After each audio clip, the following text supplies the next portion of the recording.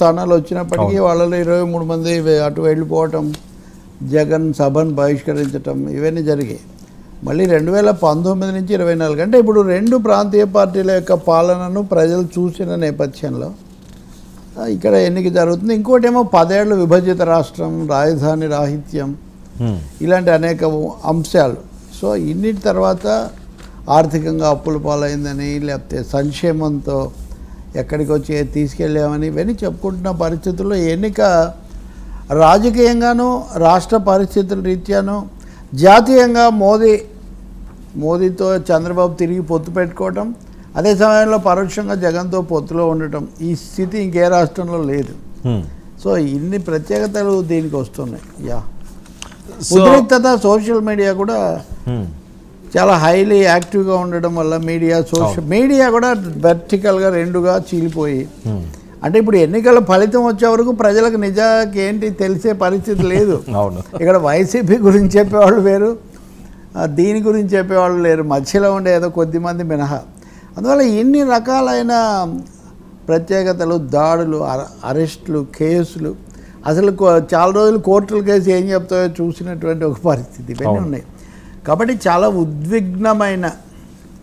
ఉద్రిక్తమైన కాలం తర్వాత ఎన్నిక జరుగుతుంది.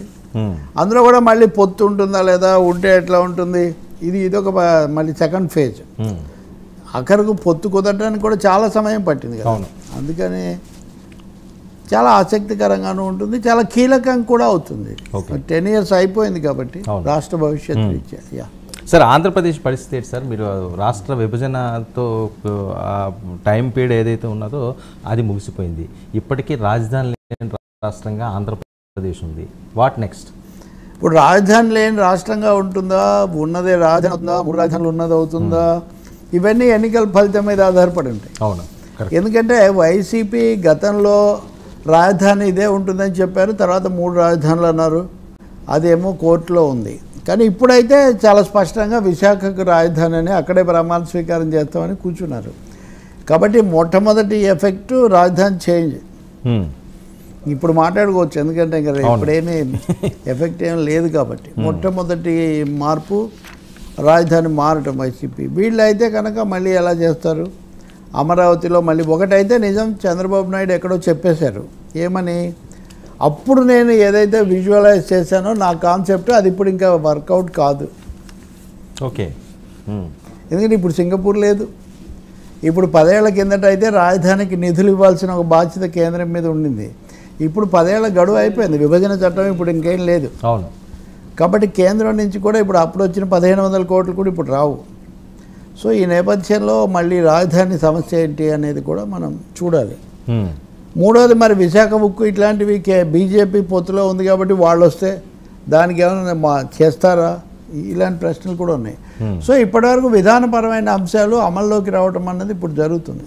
ఎన్నికల్లో కొత్త ప్రభుత్వం వచ్చిన తర్వాత ఎవరు వీళ్ళు వచ్చినా వాళ్ళు వచ్చిన, నిజం చెప్పాలంటే వీళ్ళు వస్తారా వాళ్ళు వస్తారా అన్న దాని మీద మీడియాలో విపరీతమైన చర్చలు, లేకపోతే ఎగ్జిట్ పోల్స్, లేకపోతే ఎస్టిమేషన్స్ ఇవన్నీ చాలా జరిగాయి. కానీ కాస్త చాలా ఒక 5-6 ఎన్నికలు చూసిన వాళ్లకు అదేమంత తలకిందులయ్యే పరిస్థితిలాగా ఉండదు. భారతదేశం అనేది ఒక పరిణితమైన దేశం, ఎప్పటి నుంచో నడుస్తుంది.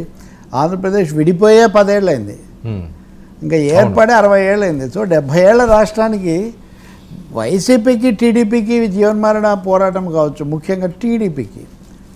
కానీ మామూలు ప్రజలకు అనేక ఎన్నికల్లో వాళ్ళు ఉన్న అనుభవాన్ని బట్టి, దేశ పరిస్థితులు, రాష్ట్ర పరిస్థితులను బట్టి వాళ్ళు ఓట్లు వేస్తారు. కానీ ఎన్నికల్లో ఉన్న కీలకమైన అంశం ఎంత తీవ్రంగా జరిగింది ఎన్నిక అని చెప్పాలంటే వర్మ మీరు నోట్ చేసుకోవచ్చు. నేను ఇదే నా చివరి ఎన్నిక అని చంద్రబాబు నాయుడు స్టేట్మెంట్ ఇచ్చాడు. ఇచ్చి మళ్ళీ తర్వాత సర్దుకున్నాడు. ఎప్పుడు మీలాంటి వాళ్ళు వెళ్ళి సలహాలు ఇస్తారు కదా పక్కనున్న వాళ్ళు. జగన్మోహన్ రెడ్డి కూడా రాజ్దీప్ సర్దేశాయికి ఇంటర్వ్యూ ఇస్తూ, నాకే have no stakes if people elect, నేను చేసింది నచ్చితే నన్ను ఎన్నుకోమంటున్నాను, వాళ్ళు ఎన్నుకోకపోతే నేను ఊరికే ఉంటాను, అంతేగాని దాంతో నాకేమీ తలకిందులయ్యేదేమీ లేదు అని జగన్ కూడా అన్నమాట. అంటే ఆయన అంటే పెద్ద ఆయన, సీనియర్, ఈయన యువ నాయకుడు, యువ ముఖ్యమంత్రి. అంటే ఇద్దరు నాయకులు కూడా, ఇద్దరు ప్రత్యర్థులు కూడా ఆ స్థాయిలో మాట్లాడారు. అవును, ప్రజల దగ్గరికి వెళ్ళి ఒక ముఖ్యమంత్రి మీరు చేసింది నచ్చితే మళ్ళీ ఒక ఛాన్స్ ఇవ్వండి, లేకపోతే లేదనే స్థాయిలో చెప్పారంటే ప్రజల మీదే వాళ్ళు భారం ఉంచారు ఒక విధంగా. సరే మళ్ళీ తర్వాత ఇద్దరిని జగన్ను కూడా ఇలా ఎందుకంటే అన్నారు మీరు అనవసరంగా ఎన్నికల ప్రచారంలో అది మనకి ఇది కదా అని వైసీపీ వాళ్ళు అన్నారు.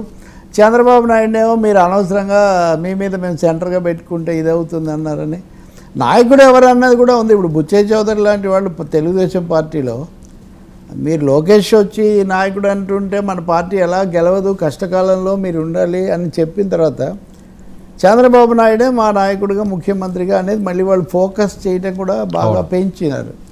పవన్ కళ్యాణ్ ప్రవేశంతో ఇది ఒక కొత్త ట్విస్ట్ కూడా వచ్చింది.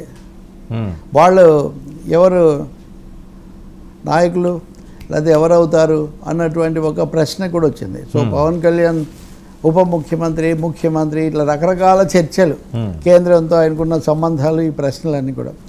సో అది ఒక థర్డ్ డైమెన్షన్. ఇప్పుడు ఫలితాలు కూడా మరి ఆరామస్థానం కూడా వచ్చారు కాబట్టి వాళ్ళు చెప్పిన తర్వాత వాటిని వచ్చిన తర్వాత ఇప్పుడు సిపిఐ నారాయణ హంగ వస్తుంది అన్నారు. ఇప్పుడు మీరు చూడండి వీళ్ళు చెప్పిన వాటిలో ఒక 90-80 వస్తాయన్నారు అనుకోండి, అందులో 10 అటు ఇటు అయితే ఏ కారణం వల్ల అయినా అది హంగ్ అవుతుంది. హంగ్ అయితే హంగ్ రాలేదు ఇంతవరకు ఆంధ్రప్రదేశ్కు ఉమ్మడిగా కానీ విడిపోయాక కానీ.